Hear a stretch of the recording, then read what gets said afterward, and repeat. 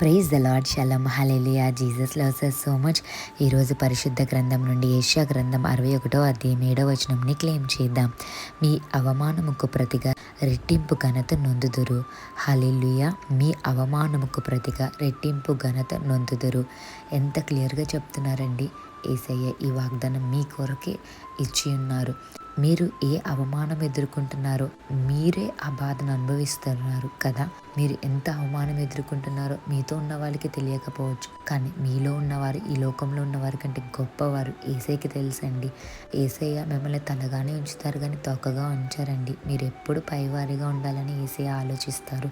ఇంకొకటి ఏంటంటే, మీరు ఎంతైతే అవమానాలు ఎదుర్కొంటున్నారో ప్రతిదీ కూడా అవమానాన్ని మరి యేసయ్య ఘనతతో రీప్లేస్ చేస్తారండి.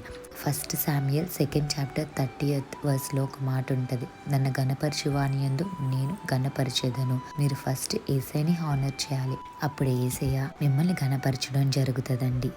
యేసయ్య తగ్గించాలన్నా యేసయ్య చేతిలోనే ఉంటుంది, యేసయ్య హెచ్చించాలన్నా దేవుని చేతిలోనే ఉంటుంది. కీర్తనలు 75వ అధ్యాయం 7వ వచనంలో ఈ మాట ఉంటుందండి, ఆయన ఒకరిని తగ్గించును, ఒకరిని హెచ్చించును. మరి మిమ్మల్ని హెచ్చించాలన్నా దేవుని చేతిలోనే ఉంటుంది, మిమ్మల్ని తగ్గించాలన్నా దేవుని చేతిలోనే ఉంటుంది. సో మీరు ఎంతైతే అవమానం ఎదుర్కొంటున్నారో, మీరు యేసయ్యని కలిగి ఉంటే, యేసయ్యని ప్రేమిస్తున్నారో అయితే ఖచ్చితంగా యేసయ్య మీకు రెట్టింపు ఘనత ఇవ్వబోతున్నారండి. మరి సాధు సింగర్ అంటే అందరికీ తెలుసు కదా, ఆయన గొప్ప సేవ చేశారు కదండి. కానీ ఆయన సేవ చేస్తున్నప్పుడు ఎన్నో అవమానాలు ఎదుర్కొన్నారు. కానీ ఎవరైతే ఆయన్ని అవమానించారో వాళ్ళు అడ్రస్ లేకుండా వెళ్ళిపోయారు. కానీ ఈ సాధు సింగ్ గారు చనిపోయాక యేసయ్య దగ్గరికి వెళ్ళారు. కానీ ఆయనని ఎంతైతే యేసయ్య ఘనపరిచారో, ఆనర్ చేశారో మనం ఇప్పటికీ మాట్లాడుకుంటాం కదండి. యేసయ్య ఇస్తే ఘనత ఎప్పటికీ మాట్లాడుకునేలాగా ఇస్తారండి. మీ జీవితంలో ఘనత కావాలా అయితే యేసయ్యని ప్రేమించండి.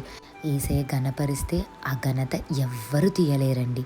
సో మీ అవమానముకు ప్రతిగా రెట్టింపు ఘనత యేసయ్య ఇవ్వబోతున్నారండి.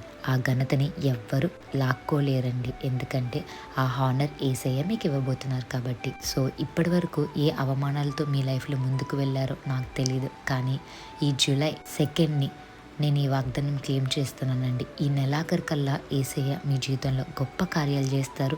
మీకు మంచి పేరును, ఖ్యాతిని ఇచ్చి మీకు ఒక మంచి హానర్ యేసయ్య ఇవ్వబోతున్నారు. యేసయ్యకి మీరంటే ఎంతో ఇష్టం. Have a blessed day in Christ Jesus. Jesus loves you so much. Amen.